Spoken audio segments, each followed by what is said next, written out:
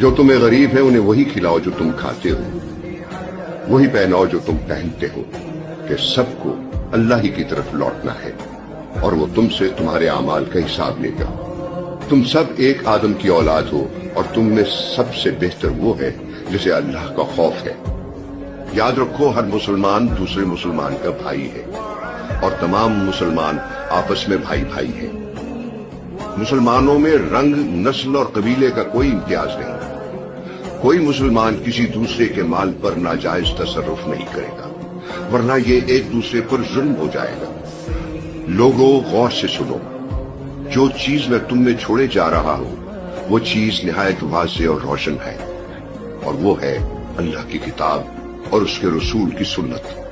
अगर उसे मजबूती से पकड़े रहो तो कभी ठोकर ना खाओगे। फिर आपने तकमील दीन के हवाले से इस आयत की तिलावत